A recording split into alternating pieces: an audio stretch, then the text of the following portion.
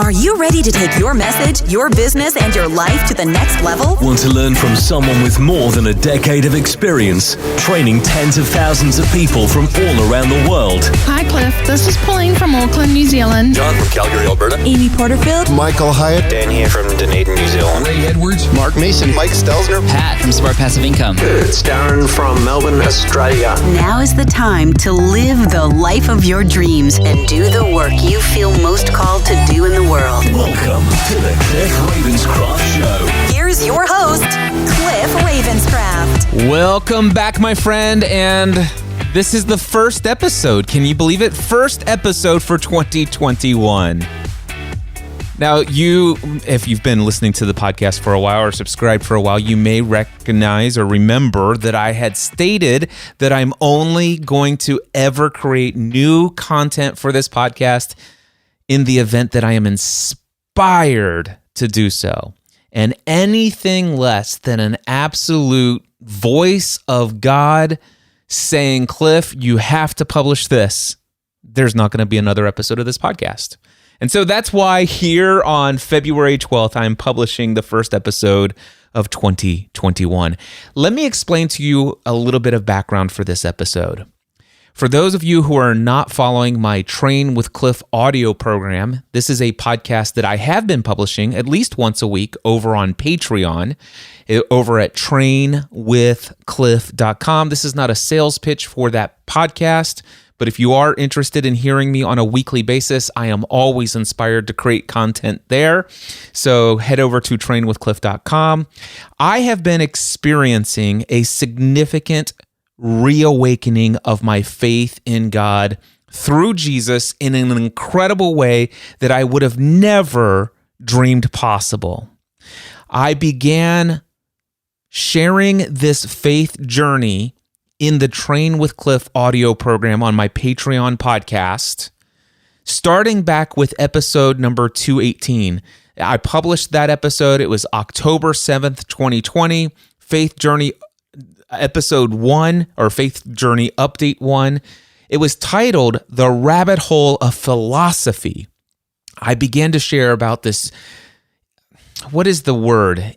Insatiable curiosity, a desire to dig deep, to learn, to grow.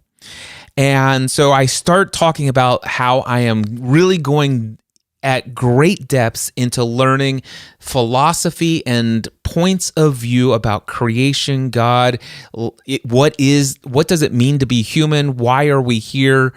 All of that stuff. I just shared just where I had boiled up into this curiosity and where I was digging for answers to existential questions.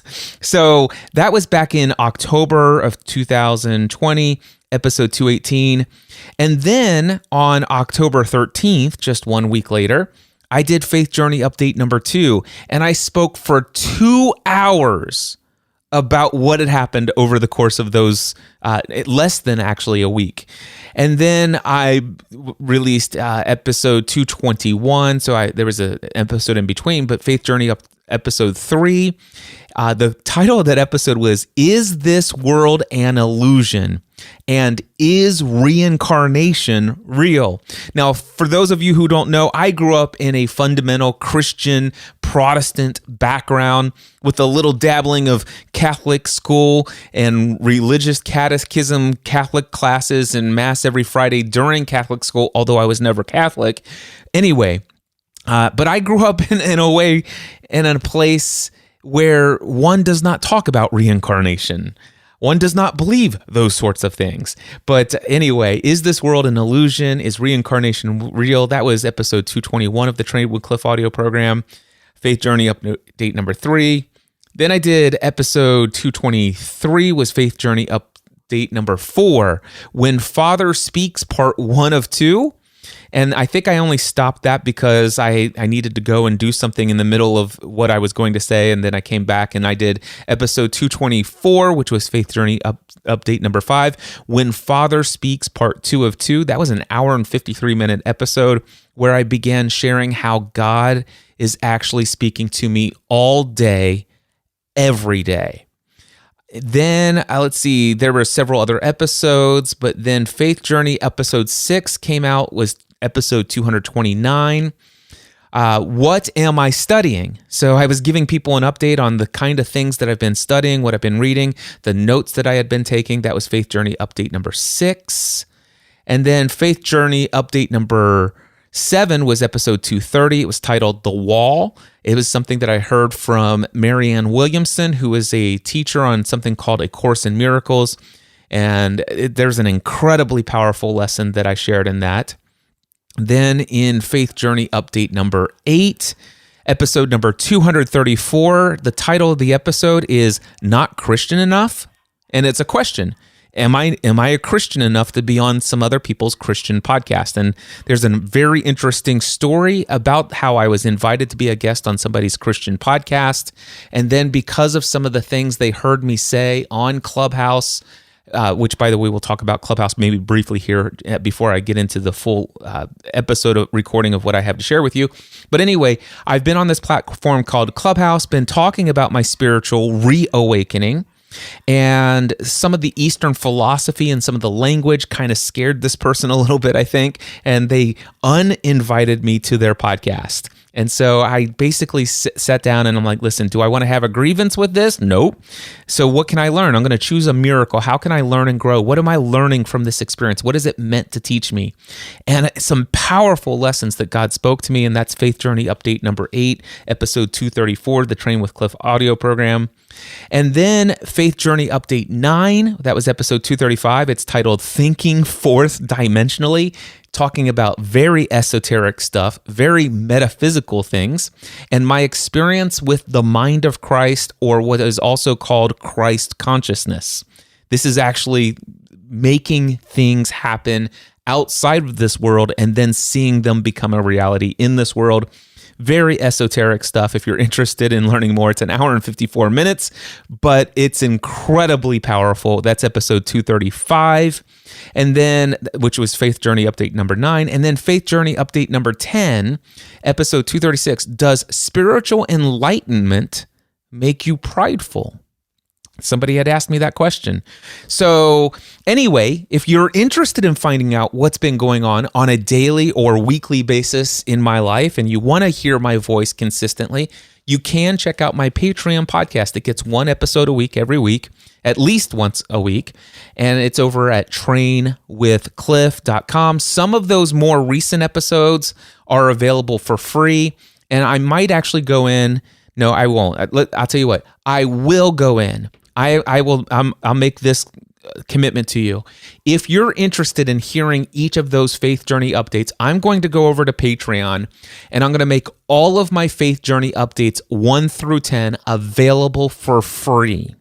All right. So that means you do not have to become a $10 a month paid subscriber to my Patreon program. That's not the purpose of what I'm doing here. Now, if you should choose to become a Patreon supporter of what I'm doing, boy, that would be cool, but it's not required. I'm very well paid in my paid coaching that I'm doing. It would be interesting to think, man, what if God was to do something where I could actually just have the experiences that I'm about ready to share with you more frequently, and stuff like that. But that's a whole nother thing for another time, and it's not the purpose here. So what I'm going to do is I'm going to share all of those Faith Journey episodes available for free. You just go to trainwithcliff.com, go into the show notes if you want for this podcast, and you'll be able to see the links to each of those episodes. I'll link from cliffravenscraft.com, the podcast show notes. It's going to be over at mindsetanswerman.com/655. mindsetanswerman.com/655. The show notes there will have links to all of those Faith Journey updates on Patreon, where you can click through and listen to them free from the website without having to pay anything to become a Patreon supporter. So that's my commitment to you. Now, what happens is I've had this spiritual journey, and I've been using this platform called Clubhouse, and I'm sure by now you've heard of Clubhouse. And if not, I would encourage you just do a Google search for a Clubhouse app. It's incredibly powerful. It is the best thing that has come along on the internet since the invention of podcasting for somebody who likes to communicate with their voice, such as I. So I am in love with Clubhouse today as much as I have ever been in love with podcasting. I still love podcasting today. Clubhouse is not a replacement for podcasting, but it is unique in and of itself. And there is a free episode, by the way, of Train with Cliff that will teach you everything you could ever want to know about Clubhouse. It's available for free as well. It's episode 232 over at trainwithcliff.com. And the title of that episode is Clubhouse App Walkthrough. So if you want to learn more about Clubhouse, now let me just set the stage here. What you're about ready to hear is a room that I just hosted on Clubhouse. Oh, by the way, some of you are going to say, wait a second, Cliff, how did you record the conversation that you're about ready to share with us? Or after you listen to it, you'll say, how did you record that so that you could share that conversation on Clubhouse? I've been on so many Clubhouse rooms. How do I record those for my podcast? First of all, if you want to know the answer of how I did it, go to mindsetanswerman.com/clubhouse audio, all one word. mindsetanswerman.com/clubhouse audio. All one word. And there's a page that I created. It's titled How to Record Clubhouse with a Rodecaster Pro. Make sure you read the important note that says, please read this first. It's all about the terms of service and whether or not you should record, all of those other things. So make sure you pay special close attention to that. But anyway, I want to set the stage for what you're about ready to hear. So I hosted, or actually, let me say this. Over the past several weeks, Clubhouse has introduced me to people that I probably would have never encountered on any other platform in the way that I've encountered these individuals. I have met, well, it's easy to say over 1,000 people that I have absolutely fallen in love with ever since December 9th, 2020, which is when I started on Clubhouse. And that's not an exaggeration. At least 1,000 people that I have fallen in love with. They're incredible people. And I have formed incredibly deep relationships with at least 100, maybe 150 people. I mean, very meaningful, deep relationships. And what you're about ready to hear is the result of many of the changes that God or Father has done in my life as a result of what he's been teaching me, speaking to me. And it became very clear he put a desire in my heart for me to host a conversation about spiritual awakening, consciousness, and whether or not are there multiple paths to this one God that created all things. Now, from my upbringing previously, prior to this stuff that God has been bringing to me and sharing with me, I would have thought that I was a heretic and an apostate. Some of you probably might be struggling with thoughts of that after you listen to what you're about ready to hear, but that's okay. I've broken free and I am no longer attached to your praise or your acceptance of anything that I say, which is an incredible freedom in and of itself. And it's been shared in that Faith Journey Update stuff that I told you about. But anyway, I just had a 90-minute conversation with a Sikh from India, with a Christian who believes in the same kind of spiritual woo-woo universe, kind of all paths lead to God kind of thing as well, from London. Her name is Gail. Darshpreet is the Sikh from India. Then my friend Lubna, who is in the Netherlands, who is a Muslim. The first person that's a Muslim that I've had a deep conversation with ever. And I can't even begin to tell you how much I love her and how much I appreciate her and how much of a depth of a relationship that I'm already experiencing with Lubna. And then also Christina, who has no background in any religious doctrine or dogma, but has come from the new thought / new age / scientific / spiritualism, center for spiritualism stuff, the complete just woo-woo without the God language stuff. That's her experience. And she's from upstate New York. And this is just a sampling. These 4 individuals are just a sampling of the depth of relationships that I have formed on Clubhouse. But God began speaking to me, Cliff, I want you to start fostering conversations where people can see what I'm showing you in these relationships. I want you to share with the world what it meant when I prayed that you would be one with them as I am one in the Father. So that's what Jesus was speaking to me. That's the voice that I heard. And so this has been written down in my little Post-it notes to myself. I'm going to do this. I'm going to do this. And this morning I heard the voice of God. He said, today is the day. And I'm like, wait a second. What do you mean today is the day? That's kind of short notice, don't you think, Father? And he says, today's the day. I've worked it all out. It's all ready to go. And I'm like, okay. So I began first to reach out to my friend Darshpreet. I'm like, listen, okay, maybe I know he's in India, I'm in Northern Kentucky. Worst case scenario, and of course, God's kind of chuckling at me as I think about worst case scenario. But worst case scenario, it's just myself and Darshpreet, and we have an incredibly deep conversation. But Father said, okay, see, I told you he'd be able to work it out. Not a big deal. He says, continue on. Well, who's the next person on my list that I would definitely want to be a part of this? And I already knew it was Gail Edwards from the UK. And so I reached out to Gail. Gail, would you be interested in doing this today? And she said, you know what? If it's at 2 p.m. instead of 1:30, I'm in. And I'm like, then it's at 2 p.m.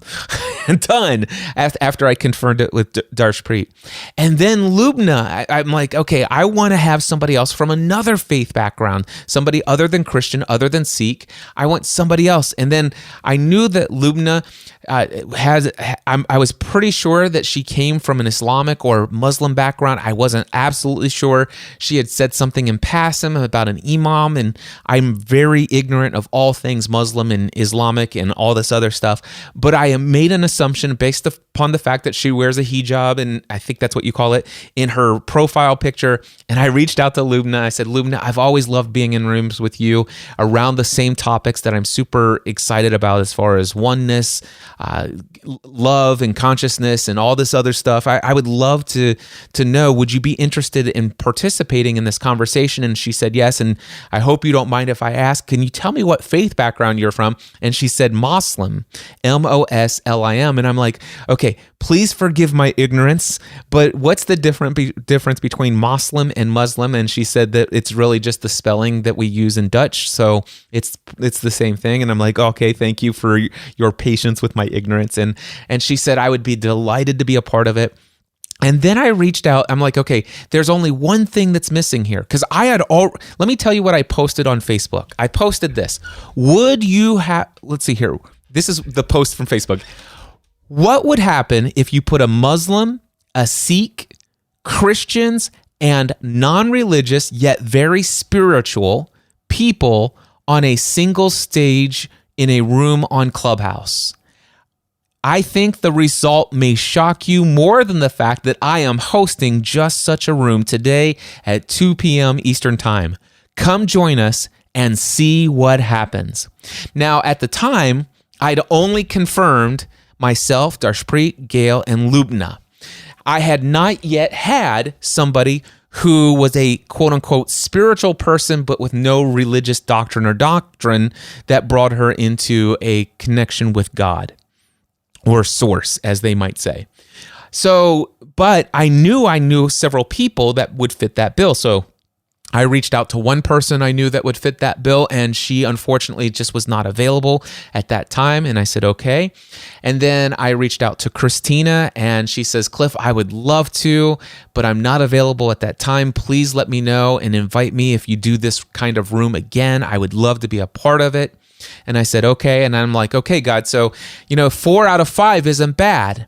And he says, Cliff, have faith. And I said, okay. And I began to just go about doing the rest of my things. I've actually got this all scheduled. I've now promoted it and all this other stuff. And then all of a sudden I get a direct message on Instagram from Christina. She goes, hey, oddly enough, I just so happen to be available now because some plans changed. Do you still have room for me? And I said, well, it just so happens that I do. And I asked her, now the thing is, I've had many conversations with Christina, and I had made an assumption that she does not come from a quote unquote Christian background, Hindu background, Muslim background, or any of the other kind of different religious backgrounds. But I didn't want to just assume that before bringing her on. I knew that she was a very spiritual person, because of the rooms I've been in and the amazing depth of conversations I've had with her and others in these rooms. But I just wanted to affirm this. And God says, if you need to affirm it, you go right ahead, Cliff. And I said, okay. And so I asked her for a FaceTime. She goes, how about we do a phone call? And I said, sure. I think my phone still does telephone calls. And so I called her. And I asked her, and she says, yeah, I have no religious upbringing and stuff like that. And I said, wonderful. That's perfect, because you fit exactly what I had envisioned for this room. So this room, for the last week and a half, maybe 2 weeks, I've had a vision and a dream of what you're about ready to hear. And today, this morning, God said to me, he says, today's the day. And I said, last minute? How am I going to do this? He says, Cliff, today's the day.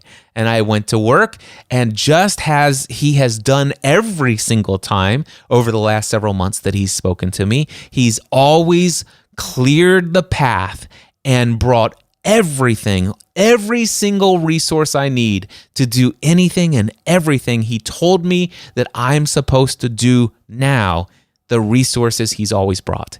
Just like that. And without any further ado, and without any concern whatsoever about what you might think about me after hearing this episode, here is what I felt inspired by my Father in heaven to share with you today. Father, thank you so much for this incredible opportunity.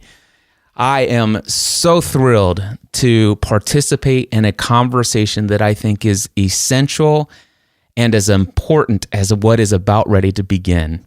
And I just want to say, to set the stage for this room, for this conversation, to say that I never would have guessed, if you would have told me 6 months ago, I'd have a Sikh from India, a Muslim from, I believe, the Netherlands, a spiritual mysticism person who has no religious dogma that she's really ever adhered to, a Christian who says that she's into this one God, multiple paths thing, and that I myself might identify with her.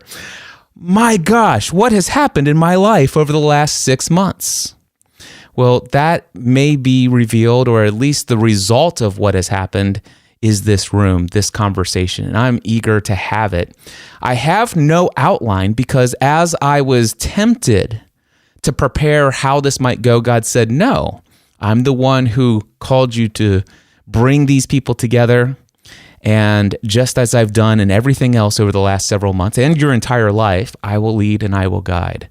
So what I'm going to do is I'm going to ask each of my panelists to introduce themselves. And this is what I'm going to ask. About 3 minutes or less, I'd like you to explain just briefly your name, where you're from, and how did you come to understand God as you know him today. And I know that's ridiculous in 3 minutes or less, but let's give it a shot, see how it goes. Gail, why don't you begin, since you're the first person to my right? Hello, everyone. I'm Gail. I'm Gail Edwards. And yes, I'm the one that believes in a oneness of everything. I am both a Christian and also, some people would say, a spiritualist. It's not really the word I would use, to be honest. Professionally, please have a look at my bio, because what I really want to do this evening is just to have this conversation with you about the spiritual awakening and how the path of me being a Christian and the path of me believing in spirituality and oneness and consciousness really does come together. So professionally, please check out my bio. And Gail, could you do us a favor? Where are you from? I'm from London in the UK. I would like, Gail, if you could, tell us, in about 3, maybe you could take as much as 5 minutes, but I would like to just hear an overview. How did you become a Christian? Were you just born into the faith? Were you introduced to the faith of Christianity? And how were you always, when you became a Christian, were you always open to the idea that you are one with those even outside of what is in the eyes of many people as Christians? That's what I'm interested in hearing from you. Okay, so I was born into a Pentecostal kind of faith, to be honest. So it was Christianity, but it was very Pentecostal, very much from, an Afro-Caribbean background as well. So culturally, church was a very big deal in my upbringing as a young girl. But for me, I wasn't really interested. I went because my family went. That's what we did. But I was not interested. I was bored. I found the whole thing very, very boring. However, there was one element that I always found very fascinating, which, funny enough, is what's shown up in my work today, because I named a program after it. And it was at that moment in church where people would, literally, we used to call it catch the spirit. They'd have their hallelujah moment, and there'd be lots of singing and dancing and wailing and real praise and glory and appreciation for the Holy Spirit. And, it was that hallelujah moment that I absolutely loved. So I thought it was fascinating. People would be speaking in tongues, their whole physiology would change. But aside from that, I wasn't that interested. I didn't even really like Sunday school either, to be honest. So as I got older, I kind of drifted away, started to, do my own thing, so to speak, as a teenager. But then when I became an adult, sort of like my mid-20s, I had a consciousness and awakening that there was something more. And to be fair, and to be quite honest with you, Cliff, at that time, I wouldn't have said it was Christianity. What I would have said was a real understanding that there was something more. And I wanted to explore what that something more was. Was it God? Was it the universe? What was it? Because at that time, a lot of people were starting to talk about the universe and opening themselves to spirit. And, so that was something that I started to become aware of. But even as I became aware of it, I was still feeling that's not it. That's not it. Now, I'll be honest, I didn't have the road to Damascus moment that so many people talk about when they become a Christian. What happened for me was a growing awareness and understanding that some of the teachings I knew as a child were really steeped in something not just familiar, but something very real for me. However, I didn't want to be a part of the Pentecostal church. I just found that was almost too far for me. And even to this day, I really struggle with doctrines. I don't like any religion that tells me I can't do this because, I can't do something as simple as, paint my nails red, because that goes against, the word of God. So I've never really liked doctrines. But what happened was when I got married, just before I got married, a lot of things happened in my life around that time. And I realized that the more that I was seeking, the something else was God, because there were things that happened that it could only be God. There was no other explanation for me. I just knew it in the very depth of my soul. So I then decided that I wanted to explore more. So I did. I did exactly that. I went to Alpha.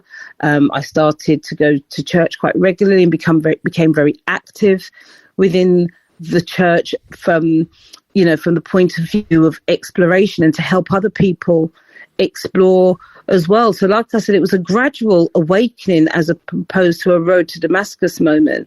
And then when I had my daughter, there were so many reasons why my daughter should not be here today that I just knew that was through faith, it was through prayer, it was through meditation, which is my form of listening. I look at prayer as my form of giving thanks and of asking for God's help and support, and meditation is where I receive my answers. And it was then that in one of my meditative moments that the answer was given to me. We need you. We need you exactly as you are. We need people like you who believe in that oneness. We need people like you to help other people. And that was it. I spoke to my minister, because by then I was in the Baptist church. I spoke to my minister and I said, I want to be baptized. And from that moment, that was 17 years ago. And from that moment until this, that's exactly how I've lived my life. I've lived my life as both a Christian and also someone who is extremely spiritually aware, because for me, they are one and the same. When we talk about the law of attraction, we're talking about the verse from the Bible in Matthew where we talk about, ask and it shall be given. When we talk about the universe and trusting in the universe, that's no different to seek ye first the kingdom of God. There are so many correlations between my faith, Christianity, and what people call spirituality, that for me there is no difference. It's just language, but the concept and the belief is the same. I love that, Gail. Absolutely. And I have one specific question for you that's burning on my heart to ask. And that is, you come from a Pentecostal background, and I have some Pentecostal experience in my various experiences of flavors of dogma and doctrine in Christianity. But the Pentecostal flavors that I have been a part of, they are very much into their doctrine. And so my question for you, Gail, is as you began to explore, I believe there's something more. And as you personally decide for yourself, I'm not really into your doctrines, and I don't know that I really care so much about your dogma. Did you get pushback from people in your Pentecostal upbringing? Of course I did. Of course I did. I was told that I was the devil's child, and can you imagine? So that happened fairly early on. Like I said, I was in my 20s at that time, and I was young enough and bullish enough to be able to deal with it. But as I got older and I started to do the work that I do, I trained as an NLP practitioner, neuro-linguistic programming. I trained as a hypnotherapist, timeline therapies, EFT, emotional freedom technique, all these things, which honestly, to a lot of people in my circle at that time, that was literally training, playing in the devil's playground. And they could not understand it. I could not understand them either, to be fair, because to me, I was just training and learning about things that was going to help me, that were going to help me personally, but more importantly, were really going to help other people to overcome their challenges, help them to move on, help them to be much better, more impactful citizens. So to be told that, that's the devil's work, and why are you playing with spirit and things like that, it just didn't compute. But what I did come to understand, though, Cliff, is that people hold on to what they need to hold on to keep themselves safe and to protect themselves. And there are some sectors, let's say, there are some sectors of the communities that need the dogma. They need the doctrine, because without it, the question becomes too big for them to answer. I wasn't one of those people, but I can appreciate that there are those people around, and I respect them and acknowledge them. But I was very, very clear about my own path and the need to leave that behind. Thank you so much, Gail, for sharing just a surface of your journey into your relationship with God. I really appreciate that. Looking forward to hearing more from you. I want to go now to Darshpreet. Darshpreet, if you wouldn't mind, please introduce yourself just briefly. Tell us where you are in the world, and how did you come to your relationship with God? Thank you so much, Cliff. So I am currently physically present in Bangalore in India. You can call me Darsh or whatever you like calling me, not very attached to my name as such. So I came across spirituality from very young age because I've been very inquisitive about everything that I come across, very inquisitive. So if I'm not getting convincing answers, I probably would shun that particular thing. So, and then I don't really like calling my religion as a religion because, as you said, that there's a dogma attached to it. It's more of a philosophy. And things, the gurus who actually formulated Sikh as a religion, they were rebellions as well, and I've been a rebellion as well by myself because I'm inquisitive, that both the things come hand in hand. So they've been questioning a lot of things that have been happening in the world, for ages and ages. Like there was this system called sati system, and this sati system means that if a husband has died, then, and in India, majorly, in Hindu religion, people are cremated and not buried after death. So as per the sati system, if a husband has died, then the wife would also get into cremation even if she's alive. And these kind of systems were prevailing in India, and these were questioned by the gurus who formulated Sikhism. And then the holy book that we take guidance from it is not formulated by just gurus who formulated Sikhi. The holy book was formulated by people from Hindus religion, people from Muslim religion. In fact, the headquarters of our religion, which is in Punjab, the foundation stone of that headquarter was laid down by a Muslim priest. And so these things intrigued me a lot, which told me, which were a direct indication that I don't have to stay stuck with whatever is being taught in the so-called religious schools, if I may say. I can question anything that I want because it is an amalgamation of people who are really spiritual and those whatever they have said during their lifetime, if it is in sync with what spirituality is the only thing that has been recorded in our holy book, and that's the truth. I've read it like twice. There are like 1430 pages in it, and it's huge, but it takes a lot of time to read it, and it's so deep. And so I've been questioning a lot of things, and then I realized eventually when I was growing up that there are more similarities to human beings than there are differences. And even if like you are in, Gail is in UK, you're in US, Cliff, we're all from different parts of the world. We still have more similarities than differences. Why is that so? What is that one thing? What is that one thread that is, connecting all of us together? What is that one thing? And if it is not spirituality, if it is not God, if it is not universe, or whatever we may want to call it, what is it then? Nothing else, right? That's the only one thing. So when we are connected, even when we've studied different kind of philosophies, they're still pointing towards the same thing. That is the reason we've got similar mindsets. And then that's when I realized that there is more to this body. We're going to change it eventually. We've changed it a lot of times in the past as well. So how are we connected with each other? If we were just this body, how could we have similar thoughts when your upbringing and my upbringing has been done by entirely different parents, by entirely in an entirely different culture? How is that even possible? So there is an innate intelligence, and if I connect with that, then even if I'm physically living here, I can still experience what Cliff is experiencing there in his home, just because I'm able to connect with him through that innate intelligence, through that collective consciousness. So these things, intrigued me a lot, and so far I've not been able to find any contradictory thought against it. I'm not saying that I'm satisfied with it. I'm still questioning it, still learning. And the literal meaning of Sikh actually is a student. And that was the name that was given to us by our gurus, that you're a student of life. You've got to keep questioning, keep learning throughout the life. You can never be satiated with the knowledge and the wisdom of the universe and God. So I keep questioning things, and so far I've not been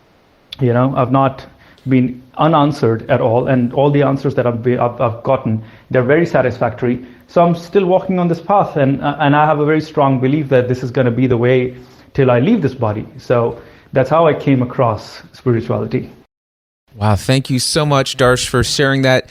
And I hope you don't mind. I'm used to calling you Darshpreet. I might actually go back and forth between Darshpreet and Darsh. So we'll see where I settle. But no problem. I appreciate you so much. All right, so next we're going to go to Lubna. Lubna, again, please introduce yourself. Where are you in the world right now? And again, can you take just a few moments to explain how you came to a relationship with God? Thank you, Cliff. Well, my name is Lubna, and right now I am in The Hague in the Netherlands, but I was born in Morocco, and my relationship with God started. I was born in a Muslim family, so I was brought up from young with Islam as a religion. Having said that, my parents took on the perspective of it's our responsibility to teach you what we know about Islam, but it's your responsibility to make a decision whether or not you're going to do what Islam asks you to do. So I was never forced to do anything. I was taught everything, but I was never forced to do anything. And I was raised in a family where my mother didn't start wearing a hijab until much later. Same with me. I didn't start wearing a hijab until I was 21. So I just took on what my parents shared with me about Islam. And it wasn't until I was, I'd have to think about it. I was on, and two things happened. Two things happened that really triggered me in wanting to know more, so that I could consciously make the decision whether or not I wanted to be identified as a Muslim. And one of them was when I went to university, and I had one of those Nokia mobile phones, one of the very first mobile phones. And I remember thinking, why am I carrying this thing around? I don't know why. Until one day, my mother called me and said, be careful, you need to take another train because the station where you normally go to, they're just rioting over there. So if you arrive at that station, you're going to walk right into riots and people fighting. So that was one. I thought, okay, that's the reason I have the phone. And another incident was actually the incident that sparked it really for me to investigate my relationship with God. And that was, I was sitting in university, in college, and some voice, some sensation in my body started to tell me, you need to move, you need to get out of here. And I thought, why? You need to move, you need to get out of here, you need to go now. And I was really anxious because I thought, okay, I better listen. And I was very happy that the teacher stopped talking when he did, because normally I would stay a little bit and talk to my fellow students, but this time I ran out of the building. Took a tram before the usual tram that I would take, arrived at the station, and as soon, I still remember that moment without a shadow of doubt, as soon as I put my foot on the platform, a bomb went off downstairs in the hall. My very first thought was, if I had taken the tram at the time that I usually take it, I would have been in the hall while that bomb was going off. And God only knows what would have happened. Those two instances taught, okay, there's something here. I don't know exactly what. I've been taught whatever my parents know about Islam, but now I want to study it. I want to know more about Islam before I make that decision whether I want that to be my path. And I did. I studied it, and the more that I study it, the more I was convinced this is what I want to do. And I solidified that as my path and my relationship with God. Lubna, thank you so much for sharing that. I look forward to digging even deeper into that nudge that told you to get up and move. And so we'll come back for more of that. Thank you so much. I can't wait to dig into more of this. Christina, welcome. Please introduce yourself. Where are you in the world right now? And how did you come to a relationship with God? And the interesting thing is, and I intentionally chose people from different backgrounds, different faiths, and the one thing that I was praying for is, God, I want somebody on this panel that does not come from any religious dogma at all. And so you came along, and of course we've met. What I love about Clubhouse is I didn't know anybody on this panel more than like 6 weeks ago or 8 weeks ago or whenever I started Clubhouse. This is incredible what God's done through this. But Christina, where are you in the world, and how did you come to a relationship with God? Thanks for having me here, Cliff. It's always beautiful to be in spaces with you, and I'm honored to be on the panel with you four. I had a long journey coming to how I know God, and I grew up in a household that was pretty disjointed and dysfunctional, and I love my family dearly. But they, several of them were atheist, and I was always curious. And my father was adopted. His biological mother, who I met when I was a teenager, she was kind of around on the sidelines when I was young, but I got to know her really when I was a teenager. And she was a reverend in the Methodist Church. And her idea of what God was beautiful to me, but she was also incredibly judgmental. And that had been a lot of my experience with Catholicism or Christianity or any of the major sects. Anytime I had been to church, it was only maybe 3 or 4 times as a kid and into early adulthood. It felt very judgmental and exclusive. And I told Cliff earlier, I felt that I would burst into flames when I walked through the doors of one. But I wanted to understand, and it took until my mid-30s, that I'm 37 now, it was probably around 32, 33, that I started looking, and I was curious.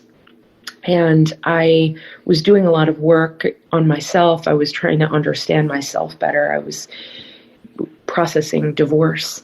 And I found Science of Mind and Center for Spiritual Living back in California. I'm from Silicon Valley in the Bay Area. I live in upstate New York now. And it changed my life. That community changed my life. That center changed my life. And Science of Mind is a philosophy in how we look at things. And the thing that really drew me in was that we celebrated all the different religions. And because of it, every October, I tell my Indian friends, happy, what's the Festival of Lights? Now I can't remember what it's called. Diwali. Diwali, yes. Yeah. I love Diwali. And so I have an appreciation for all of these different religions and spirituality and just all these different arenas, because for me, God is love. And I remember when I first started going to the center that I thought, well, what if that's true? What if divinity is in all of us? What if God is in me and God is in you and God is in the trees and God is in my pets? What if it's literally everything that is animated with life?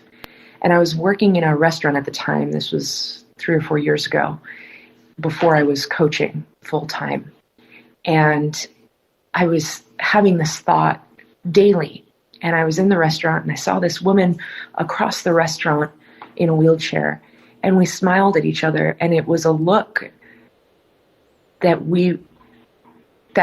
when you look at someone and it's like looking deep into the universe. And as I walked closer to her, when I was close enough for her to touch my hand, she grabbed my hand and she said, "It's so good to see you." And I bent down and I looked at her and I said, "I've missed you." And she said, "Me too. I love you." I said, "I love you." And that was it. And she said, "Bye now."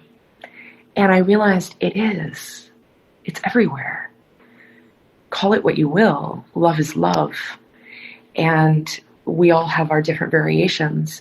And so I recently did a survey on beliefnet.com, which was really fun because I was curious. I was like, what if I was part of a religion, where would it place me? And it's a fun survey that anyone could do. It's free. And it placed me in New Thought, which is Mary Baker Eddy, and Christian Science. And I know from my own experience of myself that science of mind and Christian mysticism and the book Conversations with God, like those things are what opened me up into this space of divinity. And now it is a very core part of who I am. And with your permission, Cliff, I can save it for another part in the conversation, but I would love to read a manifesto I wrote 4 years ago. I'll tell you what, would you mind saving it for a little bit later into the conversation? We have exactly 1 hour, 1 minute, and 21 seconds left, and I want to make sure to get to everything that's in the plan here. So I want to just briefly say, I know many people know me on this platform, but not everyone does, and that's one of the things I love about Clubhouse. So let me just explain to you briefly, as everyone else has done. I'm in Northern Kentucky in the United States. Christina, you said you were in upstate New York at this point? Correct. Okay, thank you. Okay, so I'm in Northern Kentucky, just outside of Cincinnati, Ohio. I have always lived in this general area of the country in the United States. And I can remember always having a curiosity about God from the time I was a kid. My mom, it turns out, had me baptized when I was an infant in the Wesleyan church. I don't know how she got involved in that, but my youngest recollections of childhoods, so I don't have any memory of that time, but from the youngest I have ever have memory of, going all the way back, maybe 2 years old, 3 years old, all the way up through my adult life, my parents had nothing to do with any religion whatsoever. Now, my mom was a Christian, but I never was taken to church or anything like that. However, I'll never forget that I had actually gone to Montgomery, Alabama with my aunt, and she took me to this little Southern Baptist church. And of course, again, even though I hadn't been taken to church, I'd heard about God and I'd always wanted to know God. Oh, by the way, I should probably say this. I went to a public school in first grade and had kindergarten and first grade. I had straight A's. I was never talked to by any of the teachers. I was one of 2 or 3 white people in an all black school. And it was in Cincinnati, Ohio, and it was a very difficult time back in the 70s for race relations in Cincinnati. And I was ignored, and I couldn't spell my first name after first grade. So my mom, we've got a problem here. Why does he have straight A's and he can't spell his first name on a piece of paper? And my first name was Cliff, all right? And still is, by the way, just in case you're wondering. But my mom and dad decided to put me into a Catholic school to get me an education and stuff like that. But we're not Catholic. So here, now I go from being an outcast, if you will, in a public school to now I'm pretty much the only non-Catholic in an all-Catholic school. And so I attend Catholic school from first grade, second time, all the way through 7th grade. Now, that means I'm sitting in religion catechesis classes every single week of my life for those 7 years during school, and I'm attending a Catholic Mass on Fridays every year or every week. And so but when second grade comes around, everybody gets their first confirmation or whatever that's called, except for me. Everybody else gets to go and do confession, except for me. Everybody else gets to take communion, except for me. And my mom, I remember saying, man, do I want to, I'm like, Mom, I want to be like everyone else. And she says, well, do you want to convert to Catholicism? And I said, I don't even know what that means. And so she gave me time to think about it. And then all of a sudden, now I'm going to Montgomery, Alabama with my aunt. And she takes me to a Baptist church. And all I know at this point is I desperately want to know God and I want to avoid burning in hell for eternity. Those are the 2 things that I most wanted to get solved. And so it was a hellfire brimstone Baptist church in Montgomery, Alabama. And I was scared to death after I left there. I literally thought I was going to burn in hell. What if we get in an accident on the way home from church? I'm going to burn in hell based upon what I just heard. And so I went to my aunt and I said, how do I avoid burning in hell? How do I get saved? And she goes, well, it's real simple. Next week we'll go to church. And when he asks people to come up to the altar, if you want to be saved, all you have to do is go up, raise your hand or walk up to the altar and he'll ask you a couple questions and then you're saved. That's it. That was my introduction to salvation the first time. And so I think everything's fine. Throughout my entire life, my parents never went to church, but man, I went to every vacation Bible study or vacation Bible school, Sunday school class. If a church van ran through our neighborhood and I had a friend in the neighborhood who went to church, I would go with them. So I have Wesleyan, Methodist, Presbyterian, Nazarene, Assembly of God, Salvation Army. I mean, I have all of the background. It's just crazy. And the one thing that I'm just confused is everybody else says that everybody else is going to hell. I just didn't understand. Everybody else says everybody else is wrong. But eventually, when I was 18 years old, when I was 15, I started going to a Pentecostal church because that's where all the really good-looking women were. At the time, I was 15. It's like, this is a reason to go to church. But you know what? I fell in love with this very charismatic, spiritual element. I felt there was a presence. I felt there was something there that I had never experienced in any of these other places. And I prayed and prayed for this gift in tongues, and I wanted to shake spasmodically and fall down on the floor in the presence of God and have this out of body experience like they did and all this other stuff. But I never got any of that. But you know what? I became a zealot anyway. And there was a time where it's like, man, am I saved? Am I saved? And of course, I think I rededicated my life again just to make sure that I did all this stuff. Got baptized. Then, when I was 18 years old, I started attending a Nazarene church Bible study group for young adults, started dating a girl, and I went to go meet her parents, and they grilled me. If you can imagine a witness protection or an interrogation for a crime that you've just committed, that's what I feel like happened. It's like, so you've been dating our daughter. Tell us, are you a Christian, Cliff? Oh, well, yes, I am. How do you know? And so basically everything I just told you guys, I told them. I went to, I had all these experiences. I went to Pentecostal. Oh, by the way, I left out the really hot girls at the Pentecostal church. That's the only detail that I left out. So anyway, I sat there, I said, and I've gone to church. In the Pentecostal church, I went every Sunday morning, Sunday night, Tuesday night, and Wednesday night. Went for a year and a half, never missed all this stuff. I've been baptized, blah, blah, blah, blah, blah. And they said, and so they asked me a bunch of other questions. And then I got home, and my girlfriend at the time, she says, listen, my parents said that I need to break up with you. And I said, what? And they said, yeah, I need to break up with you. And I said, why? And she says, because they won't let me date somebody who's not a Christian. And they said, after talking with you and having the conversation with you, it is very clear that you're not a Christian. Now, if you think that if you think that I was concerned about the fact that I just lost my girlfriend, you'd be wrong. All of a sudden, I went into this existential crisis. Oh my gosh, if I die tonight, I'm going to burn in hell. I thought this had been solved. And so I reached out to somebody who was leading one of these Bible study groups that I was going to in this Nazarene church. And I was like, listen, how is this possible? I thought for sure I was saved. And so he goes through a bunch of scriptures, John 3:16, and, the whole 4 spiritual laws, Romans Road thing, if some of you are familiar with those things. And I'm like, do you believe this? Yes, say this thing, pray this prayer, boom, now you're saved. I'm like, okay, December 9th, 1991, Cliff Ravenscraft, finally, I have a contract with God. I'm never going to doubt this again. That's when I became, quote unquote, a Christian, and now I'm saved. And I will tell you, something changed in my life that day. Something was different than anything I'd ever experienced before. I was on fire, and I had a relationship with a God, and I heard him, and I felt him. And the crazy thing is I began to say, okay, now what's next? What's next? And I had this insatiable desire to be with him and to learn more and to serve and to love. And the crazy thing is that I began to follow the advice of people. It's like, well, here's the things that you do next. Number 1, you go through these Bible study groups so that you can learn and grow, so that you can be a true disciple.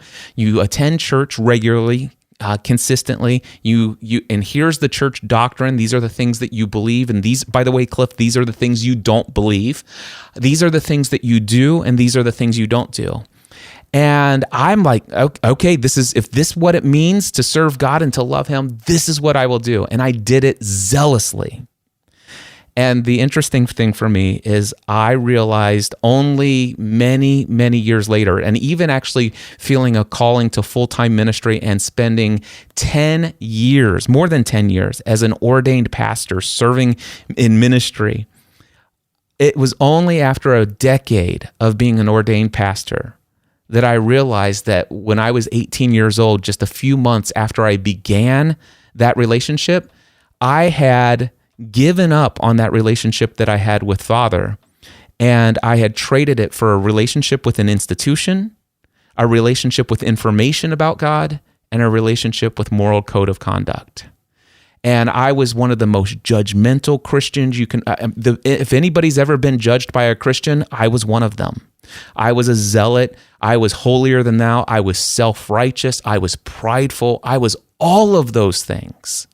And I was certain I was right, and there's no way on earth I would have talked to anybody on this stage back then, because that would have been me giving credence to you guys and your beliefs, which are obviously heresy. That was my relationship with God.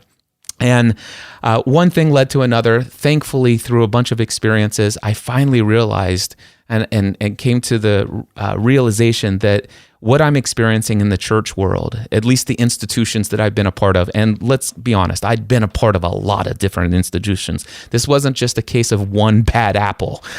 But out of a lot of institutions, I realized this has nothing to do with what I read about and what Jesus is talking about. This is not the experience that I feel is right. And so my wife and I made a decision together after a bunch of prayer. We would leave all institutionalized Christianity. We would leave all of the institution, the performance-based Christianity that we had both grown up in, and we left it. And we have not attended local congregational gatherings since September 2010. And my relationship with God, the Father, was reawakened, and I began to have deeper relationships with other Christians, and they were real and authentic and genuine, but they were still relationships only with Christians. And then to wrap up my story is just to say this. In August of last year, I got the book Autobiography of a Yogi by Paramahansa Yogananda, my first introduction to anything outside of Christianity. And it rocked my world in such a powerful way. And by the end of that book, I went from, is reincarnation real? I was like on a 1 out of scale of 1 to 10. I went all the way to a 5 by the end of that book. What is karma? It's like, whatever. And then all of a sudden, karma is real. A completely different interpretation and understanding of creation, divinity, soul, spirit, and ignorance, Maya, all of this stuff. I'm like, wow. And then I began reading a book called The Second Coming of Christ, The Resurrection of Christ Within You, revelatory commentary on the original teachings of Jesus by Paramahansa Yogananda. And I began listening to the complete works of Alan Watts, who taught about Taoism and Buddhism and Hinduism, all these other, Confucianism and all this other stuff. And then all of a sudden, I find this Course in Miracles. I find Conversations with God, and I begin a practice of meditation, deeper prayer and connection with God I've ever had before. And all of a sudden, every morning, started about October of last year, every single morning, at least 5 to 7 days a week, he wakes me up somewhere between 2 and 4:30 in the morning every morning, and he speaks to me. He leads me, he guides me, and I'm saying he literally talks to me. He tells me what to read, what to study, what notes to write down, what I'm going to do that day. And I find myself not out of obligation, but absolutely I can't not do it. I'm drawn to spend hours every morning with him to start my day. And then he speaks to me and through me all day, every day since then. And then I meet people like Gail, Darshpreet, Lubna, Christina, and so many countless other people like them. And I realize these are the children of God. And I'm in love with these people. These people, when I talk to them, I experience the love of God. When I talk to Gail, I feel the presence of God in communion with Gail. When I talk to Darshpreet, I feel God's presence when I have a conversation. When I talk to Lubna, I feel God's presence. When I talk to Christina, I feel God's presence. Thank you so much. I'm sorry I took so long to do that, but I wanted to share that. I want to ask next question. What role does meditation play in your union with God, Gail? Oh gosh, Cliff, your story was just so close to home, and you touched on it absolutely when you spoke. It is about the relationship. It's about the relationship that I have. God to me is not a deity. It's not something that's, up in the sky and, we go to this place on a Sunday and, we worship this figure on a wall. That's not God to me. And my story is very similar to yours, Cliff, in terms of letting go, as I said before, all the dogma and doctrine. So for me, meditation plays a very big part in that, because when I'm praying, I pray several types of prayer. I pray a prayer of gratitude. I pray for support and for advice, and I pray for guidance. But meditation, the other side of that relationship is meditation. And meditation is where I am at one, where I'm literally at peace. And that's where I hear God.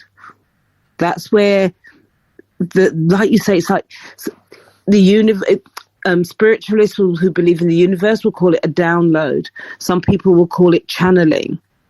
I call it the voice. It's the whisper of God. That's where we are in conversation. I love that you mentioned that book by Neil Donald Walsh, Conversations with God. It's amazing because that's exactly what it is. It's the relationship.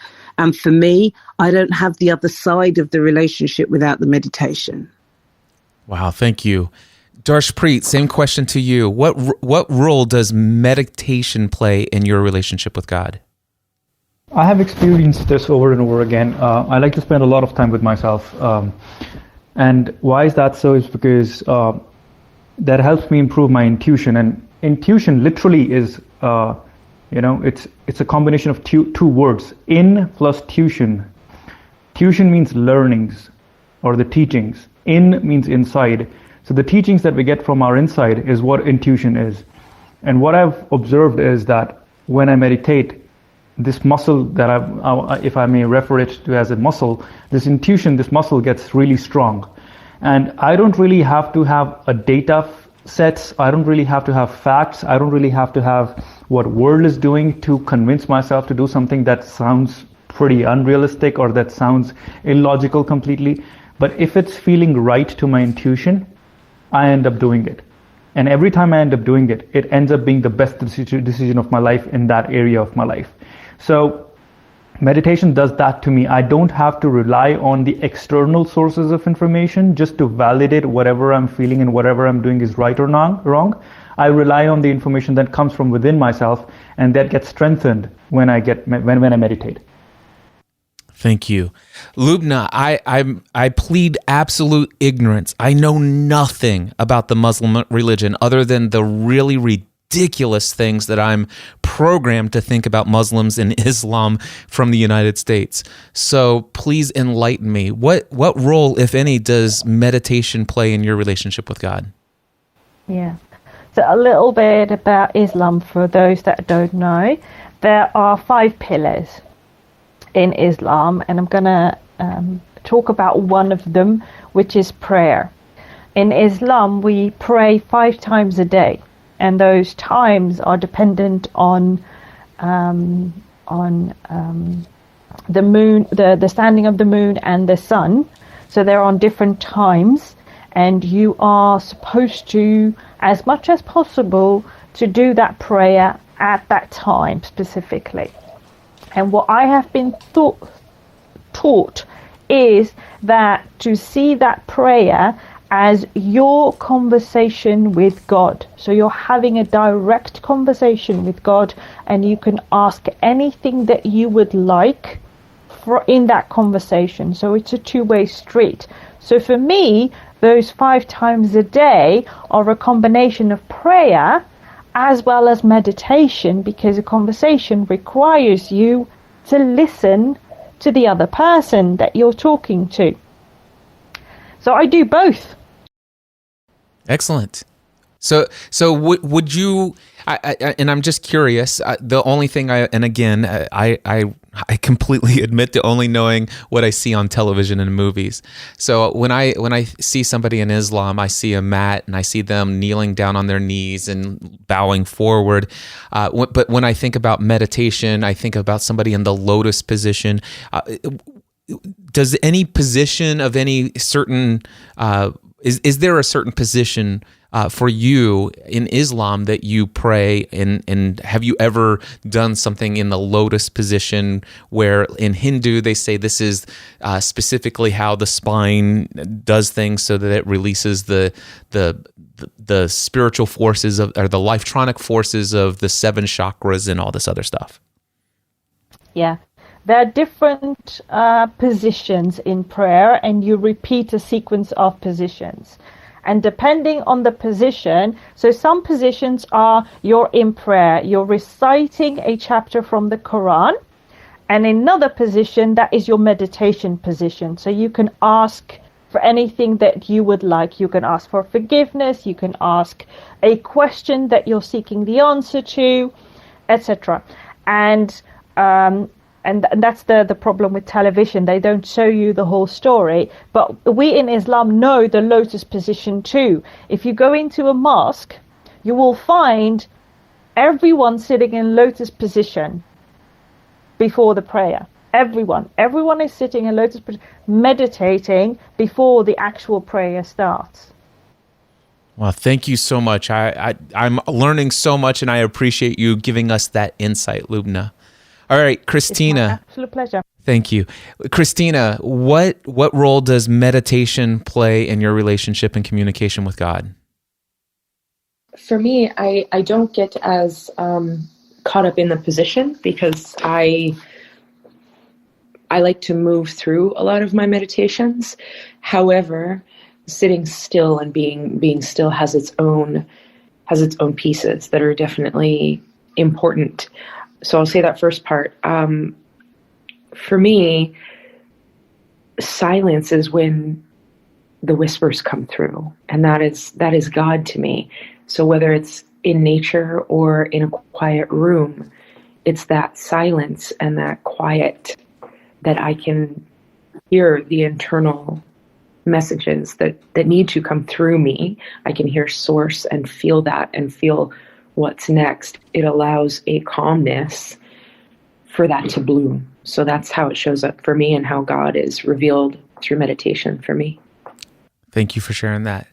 And to answer that question myself, I will tell you that growing up, there was a lot about kneeling in prayer, and that had never been something that terribly it was effective for me to experience any more union with God and sensing His presence than anything else, or being consciously aware of His presence now is what I like to more accurately say based upon my current beliefs. But I will tell you that sitting still and also sitting upright and alert and doing I don't know that I do the full lotus position, but certainly something that is akin to it based upon my current flexibility. But I will tell you that there is something about the incorporation, and for me, meditation is not just about a position, but it is also about prana, which of course is called the breath in Hinduism. But prana, the breath, breathing techniques, various different breathing techniques put me in such a state where I can actually break free from the noise and distractions of the outside world, the thoughts that have been programmed into my system from the time I was a kid. I can break free from the senses of the body. I can through meditation and through specific breathing exercises, I can actually withdraw my life force from my eyesight, my hearing, my smell, my touch, my taste. And I'm actually free from bodily attachment and experience something akin to an out-of-body type of experience. I have not experienced some of the things that I read about and all that other stuff. I'm not seeking an experience, but what I can tell you is there is something about being still and knowing that He is God, or he, she, it, whatever.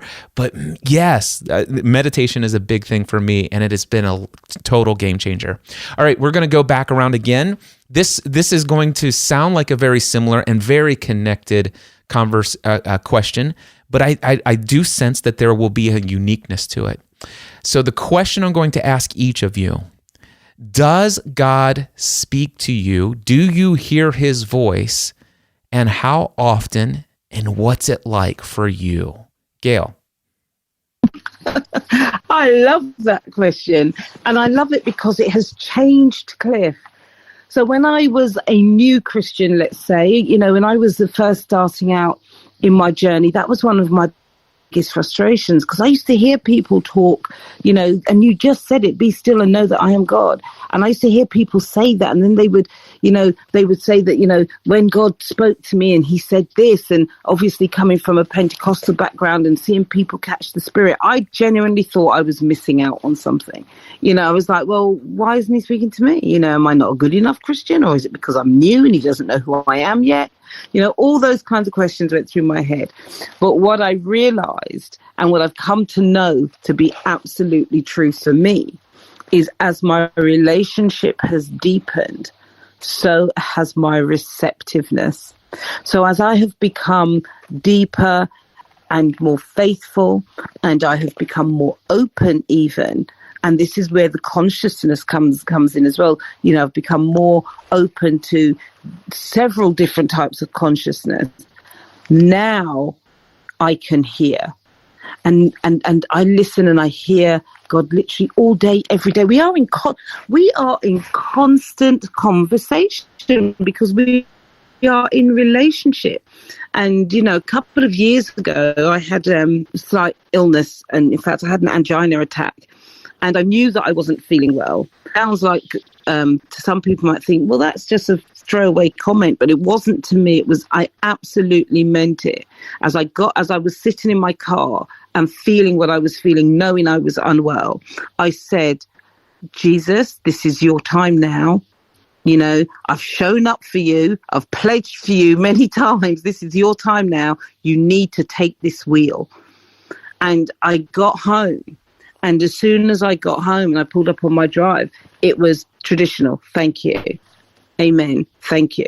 And I got in through my front door. And within a minute of getting through my front door, I collapsed. And, that was my Jesus moment without a shadow of a doubt. But I know that He got me home because we are in relationship, and because I listened. And even when I was sick at that time, I heard Him saying to me, I told you to slow down. I even showed you. Now you have to listen. And that's the other thing, the voice of God will be different for everybody. We don't all hear the same voice because we don't all have the same relationship. Me and my God, we're familiar. We've been together a long time. We can speak to each other, however we need to speak to each other to get the job done. So yes, Cliff, I absolutely do hear. I love it. Darshpreet, same question to you. Does God speak to you? If so, how often, and what does it look like for you? All the time. The only time that God doesn't speak to me is when I'm trying to communicate my message to him or her, whatever you want to call him. So when I keep myself quiet is when God talks to me. And so it's like, God is right now talking to me through you. And I don't really restrict myself with my own thoughts that, okay, I will only do things that are coming to me. That consists a major part of it as to how I live my life by listening to myself and understanding what's really happening within myself. However, I'm not restricted, as Gail said. I'm not really looking for things only from myself. I mean, when people are walking in a path of spirituality, depending upon how deep they have gone, like if we consider God as a body of water, the deeper you go, you will end up bringing a different quality of water out of that body of water, right? So if somebody has gone deeper than I have gone, right, and they are sharing their experience with me, and they're speaking what God would want to tell me, I'm very open to that. Very open to that. So I hear God talking to me all the time. Only in the situations when I'm talking is when God is not talking to me. When I keep myself quiet, I see God talking to me either through words, like I either get thoughts in my mind, or I end up hearing things from people like yourself, or I end up feeling about a specific thing. If I'm talking to someone, I would end up feeling if I should take this conversation further, if I should talk, or if I should keep quiet. So that's how God talks to me. Thank you so much, Darshpreet. Thank you so much. All right, Lubna, what about you? Does God speak to you? How often, and what does it look like? Yes. God does speak to me, and it's different in different ways at different times. So I believe that nudge about when I shared the story earlier at university of you need to move, was a bodily sensation and the voice in my head saying, get up, you need to move, you need to get out of this building right now. But it's also been a feeling. I mean, one of the moments that I had that conversation with God is Gay was with it. I stood up in the middle of a conversation. I didn't even say a thing and walked away without saying anything, and did something that I didn't know that I was about to do. So it comes in different forms, in different ways, but it's either a voice combined with a bodily sensation usually, and I need to move. Whatever it is, it comes with movement. And Lubna, you may have said it. I apologize. I heard my wife upstairs come in, so I just want to ask you: Did you answer the question of how often? Yeah, all the time. I said at the beginning. Oh, thank you. I apologize that I missed that part. No worries. I just wanted to make sure for my own learning from you. All right, Christina, same question to you. Does God speak to you? How often, and what does it look like? Yeah, I refer to God as source a lot of the time. So to me, source is a voice of knowingness. It's a feeling of expansion and peacefulness and a really deep love.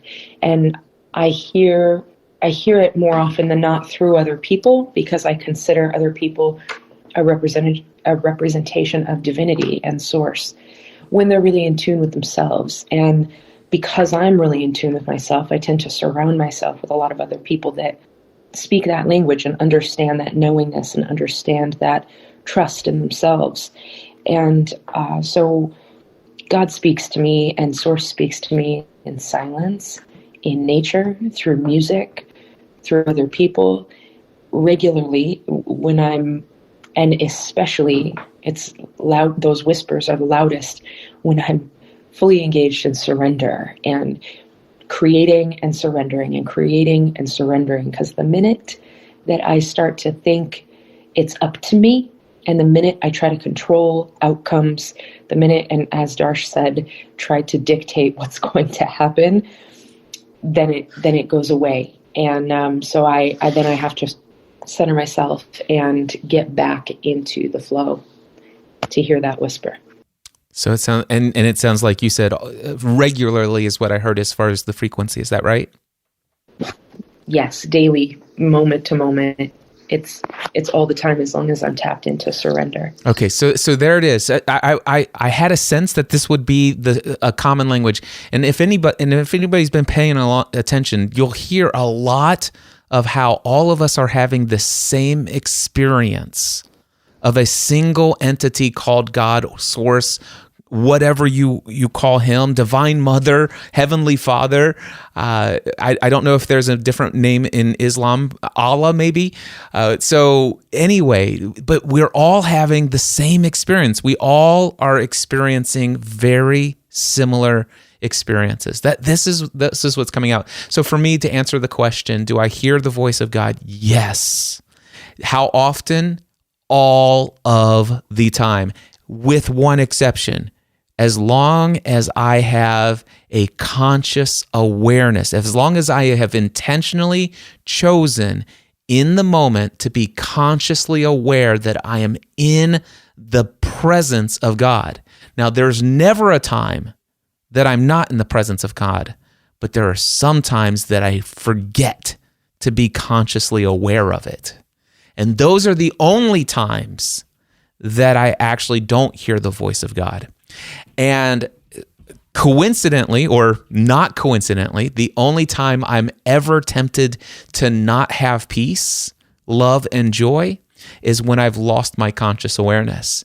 But one of the things that I've discovered and have experienced now for an extended amount of time, for actually almost an entire year now, even before I became consciously aware of why it was happening, I have had zero anxiety, no worry, no self-doubt, no self-condemnation, no concern about what anybody thinks about me, what they might say about me.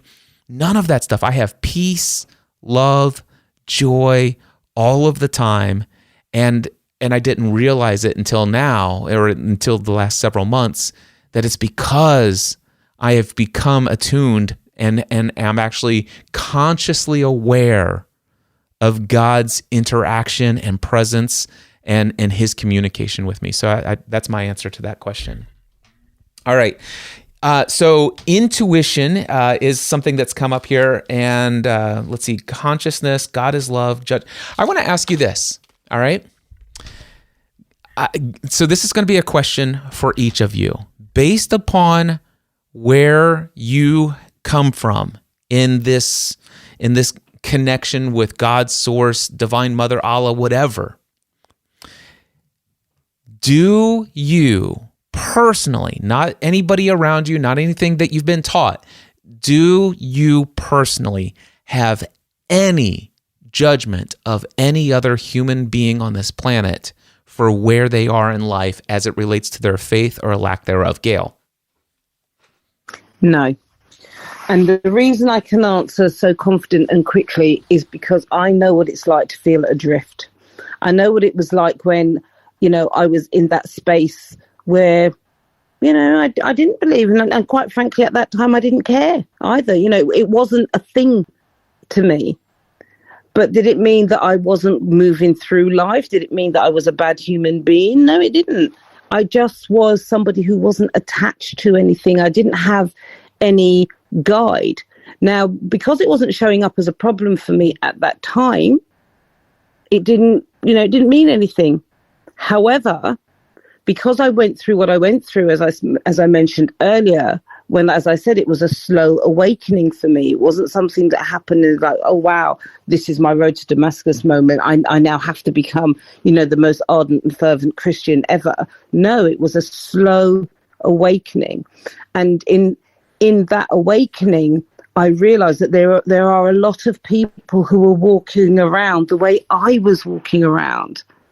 So my mission here isn't to, drag everyone to church with me and give them, a palm cross on a Sunday. That's not my mission. My mission is to introduce people to God through me. I think Darsh said it earlier about, God speaks to us through each other. And when I show up, I think I've mentioned it earlier on, God created us in the image of himself. So when I show up in that image, it doesn't mean that I'm not human, because I am human. He didn't make me perfect. He just made me human.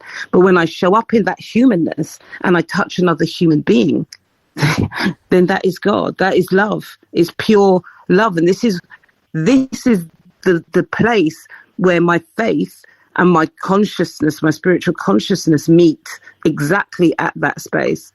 So I don't have any judgment against another person. I have an understanding, and I even have a respect, because, people are walking around sometimes not knowing what they don't know. And I think really, as those of us who are a little bit more aware, or those of us that have a path, those of us that have a mission, there's nothing wrong with speaking to another person about what that path or mission is. It's not about conversion. It's about information and education. Wow, I love that. So I don't. Thank you so much, Gail. Same question to you, Darshpreet. Yeah, I don't have any judgment for anybody either, simply because I've done a lot of mistakes by myself in my life. And now when I look at those mistakes, I was doing my best in those situations. And that's how I would like to look at everybody else, from that lens itself, that everybody is doing their best as per what they know and what they can do at a given point in time in their life. And when they're doing their best, what can you judge them for? And comparison, I don't really consider comparison as a good thing that has been brought into our lives by our minds. Like the side effect of our mind is comparison, I would like to say, if I may say so. So of comparing myself with somebody else just because I want to judge them, I'm very conscious that I should not be comparing. I'm not saying that 100% of the times I'm able to keep up to that level, no, but I'm consciously trying my level best to live at that point, live at that level as much as I can, that I'm not comparing myself with anybody else, and I'm not judging them just because of the comparison. If I don't compare them, I don't judge them, because I know they're doing their best in their life with a given depth or wisdom that they have. Thank you. Lubna, same question to you. Judgment, do you have any? No, I have no judgment whatsoever, because I went on a discovery journey. I discovered what I want my relationship with God, universe, source, however you want to call it, looks like. So who am I to judge another person who's on their journey, however that may look like, and however fast or slow that may go? It's their journey just as much as I have my journey, and I do with the information that I have the best that I can do, and I agree with Dash. So do they. I can't make anyone do something. I don't like it when someone tries that with me, so why would I open up that to another human being? Thank you. Christina, what about you? Is there any judgment in you of other people? You know, Cliff, in full transparency, I want to say no, but that's not true for me.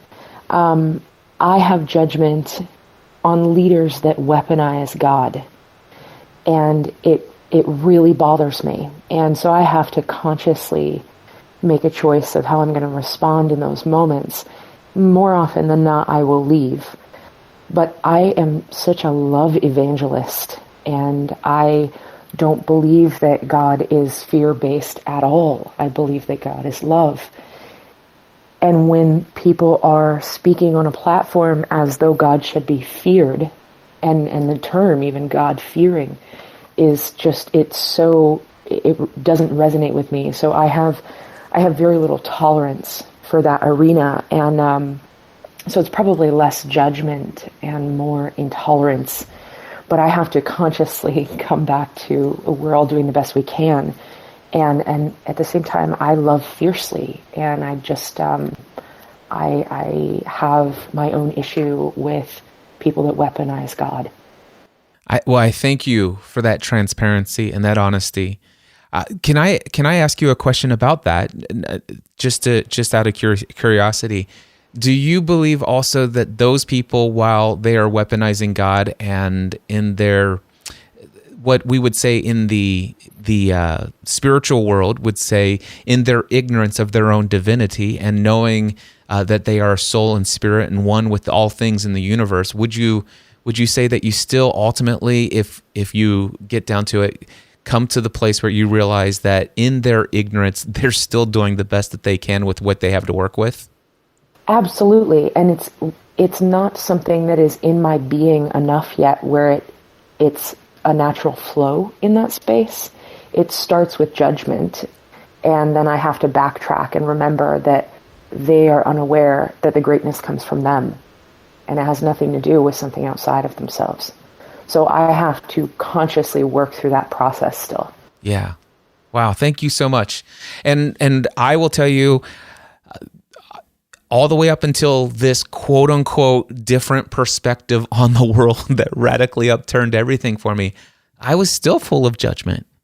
As much as 6 months ago, I was full of judgment. I have zero in me now. I just have zero judgment. And it's crazy because I have zero judgment of some of the most heinous things that people could do. And I sometimes just like, wait a second, is it okay for me not to have judgment on something that somebody has done that is so heinous? And I'm talking about some of the the things that from our perception seemingly are the most heinous, evil acts a human could choose to do to another human on this planet. and yet I have no judgment these days. And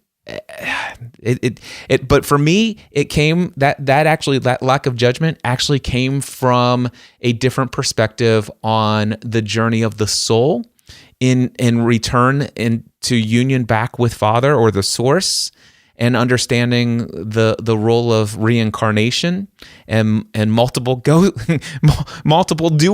if you will. And when once I came around to a belief in reincarnation, all of a sudden all of my judgment disappeared. And I'm like, okay. So that's my experience with that. All right. We have 16 minutes and 17 seconds left. Yes, I'm keeping that close an eye on the clock because I respect each of these individuals on this call so much. So briefly, Gail, I would like to ask you to share one thing that's on your heart that you would speak to Christians who have come up with your upbringing before you had the clarity of oneness with all. What's somebody who is in your shoes prior to that clarity? What do you sense that is a message you would give to those individuals? Wow, that's a fabulous question. I think the one thing that just popped out as you were saying it was to question, whose belief is this? You know, are you here? Are you in this church?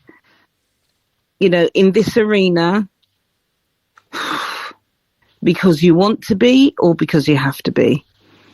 Because that was the question that as I got older and older, that was the question that I kept asking myself. Why am I here? Am I here because, you know, I have to be here all day on a Sunday, you know, with an hour and a half break in between?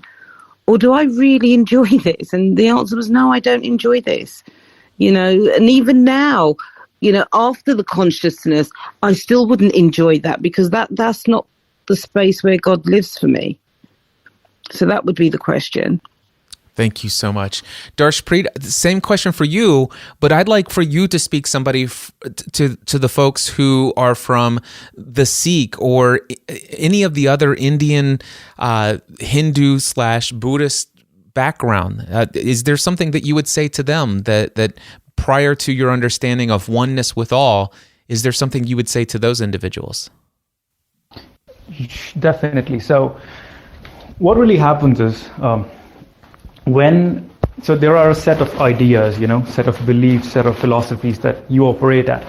And when you operate at those philosophies and set of ideas, it is a little difficult to, you know, walk on that talk. And when you're walking on the talk, one thing that happens at that point in time, very, very commonly, is that we end up getting egoistic because we end up telling ourselves, oh, wow, I've been able to do it. Not a lot of people have been able to do it. I've been able to keep up with my values, and not a lot of people are able to keep up with the values.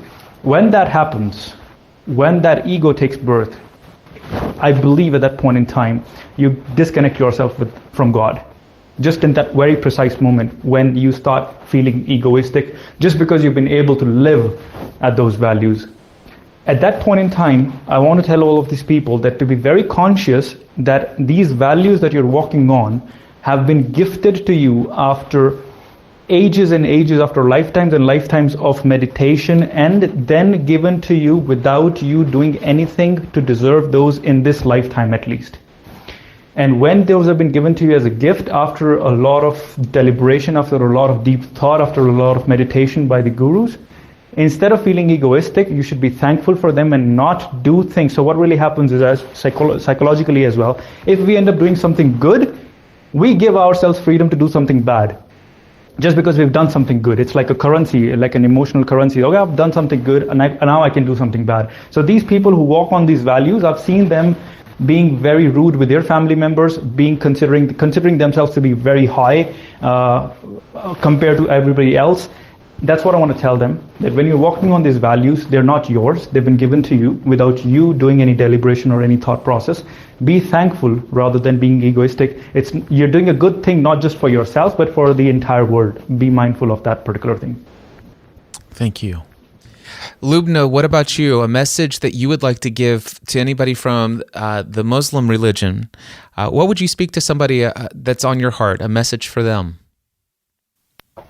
what I would tell them is the very first verse that was handed down from God was Iqra, which is the Arabic word for read.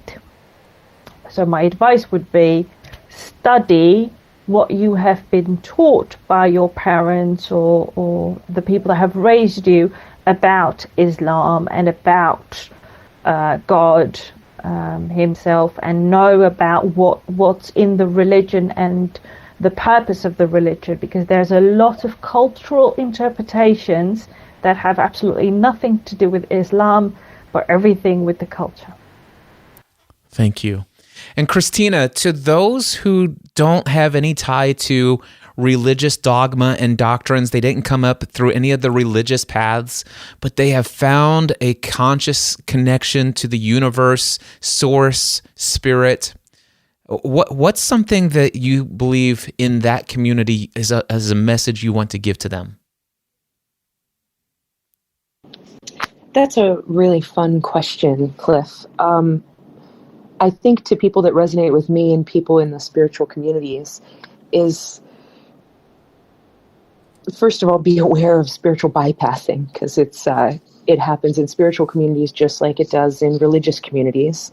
But listen to you. Listen to you and question your beliefs, because if you don't know why you believe what you believe, those aren't your beliefs. Those are something that you've inherited and you have been programmed to believe. And so question things and feel around and tinker around in your own soul for where the expansion is. Because wherever that is, that's what's true for you. And be open to different communities and different religious backgrounds to understand their philosophies, because there are threads that run through all of them that are these universal truths of love and compassion and peace and all of these things. And they may have different language to represent them, but at the end of the day, it's a belief that there is a power greater than us that we don't fully understand, and we can feel it when we're quiet and silent. And so that's what I would say to my communities. Thank you. And here's what I would say to my community, the people who may have been anywhere where I was in the Christian fundamentalist, dogmatic doctrine, zealot world that I was in. I would encourage you to go to Matthew chapter 7, verses 15 through 20, that says, where Jesus said these words, "Watch out for false prophets. They come to you in sheep's clothing, but inwardly they are ferocious wolves. Likewise, every good tree bears good fruit, but a bad tree bears bad fruit. And a bad tree cannot bear good fruit. Every tree that does not bear good fruit, it will be cut down and thrown into the fire. Thus, by their fruit, you will recognize them." By their fruit. How are we going? So what I will tell you, and this is again just to my people who may have come up in the ways that I did. I used to think that every person on this stage was a false prophet. I did. I don't anymore. But the reason why I bring this up is because these folks on this stage, they are not wolves in sheep's clothing. They are not ferocious wolves. In fact, they all have good fruit. And where do we go to find out what is the fruit? I can tell you right now, I have spent weeks with each of these individuals, and I know that the fruit of every person on this stage that you've heard their voice, their fruit is love. Their fruit is peace. Their fruit is forbearance. Their fruit is kindness. Their fruit is goodness. Their fruit is faithfulness. Their fruit is self-control. By the way, that's from Galatians 5:22 through 23. Each of these individuals have the fruit of the Spirit of God. Now, I will also say Matthew 7:21 through 23, not everyone who says to me, Lord, Lord, will enter the kingdom of heaven, but only the one who does the will of my Father. Many will say to me on that day, Lord, did we not prophesy in your name and perform many miracles in your name? Then I will tell them plainly, I never knew you. Away from me, you evildoers. And what he says is these false teachers, he's referring to the fact you will know them also by their bad fruit, and their bad fruits are also known as the acts of the flesh. In Galatians 5:19 through 21, here's how you know a false prophet. They may preach things that sound good. They may have memorized doctrines. They may be faithful in showing up and volunteering and doing great works in quote unquote the name of Jesus or in doctrine. But here's the thing, they have sexual immorality, impurity, debauchery, idolatry, witchcraft, hatred, discord, jealousy, fits of rage, selfish ambition, dissensions, factions, and envy. And I'm not saying that we're all on this stage. I'm not saying any of us are free from everything on that list. But I promise you, if you judge us by our fruit, it'll be obvious who are the false teachers in this world and who are the ones who have a direct union with God. That's my message to the people in my community. So with 5 minutes and 37 seconds left, Christina, how long would it take for you to read that statement that you had wanted to share earlier? Because I do have one last thing that I would like to do to close out this room. Oh, sure. It would take me about a minute and a half. Okay, go right ahead. We have time for that. I wrote this 4 years ago when I was really leaning into my own essence and to source and spirit. I am me, I am you, I am us. I am everything and nothing. I am omnipresent and omnipotent. I am love, light, bravery, truth, strength, and guidance. I am not the past or the future, but the current moment in time, which is ever changing. I am the midwife for change, acceptance, connection, and love. I am one of many warrior leaders in the search for truth that is here to be the courage that carries you forward, that carries us forward, through the waves of emotion, the feelings of love or loss, the highs and lows, the ups and downs. I am here. I am me and I am you. Together we are one. We are all interconnected, unique and individual, with beautiful, stunning separateness and connectedness in one giant tribe. We are love. We are human, perfectly flawed magnificence with the power to manipulate energy in any way we choose. The choice is important and must be made with integrity, for without integrity, our network wilts and dies. Our roots feed, nurture, and nourish one another to create everything that exists on Earth. I know you. I see you. I am you. I love you always. I love that. Thank you so much, Christina. I'm going to invite each of you, if you choose to do so, to participate in any way of how it might look or feel or sound for you. But I'm just going to demonstrate for you what I'd like to do and see if you feel led or inspired to do the same. But what I'm going to do is I'm going to speak a message from my heart to each of the folks that have been on this panel. And then if you don't mind, just for the sake of time, just in general to everyone else who's in this room and has been in this room. So I'll lead and guide and feel free to take inspiration from what I'm doing and do your own version of it if you choose to do so, but only if you choose to do so. So here it is. Gail, Darshpreet, Lubna, Christina, and everyone else who is currently in this room and who has been in this room on Clubhouse. I love you. I appreciate you. And I thank you for the gift of life that I recognize in you. And I recognize your union with Father above and your divinity. Gail? Oh, Thank you for that, Cliff. I really received that. And I would like to say to you, Cliff, and to Dashpreet and Lubna and Christina, and to everyone in the audience, I would just like to say that we are all love. And when we express our love, we connect, we bond, but we also shine that love out into the world. So for me, I would just like to leave you all with the message that we are love. We are all love. And I love you, Cliff, and Dashpreet, and Lubna, and Christina. Amen. Thank you. Dashpreet? Wow. If we love, when we love someone, we express that in multiple ways, not just in one single way. We just don't cook for them, we clean for them as well. We do a lot of things for them.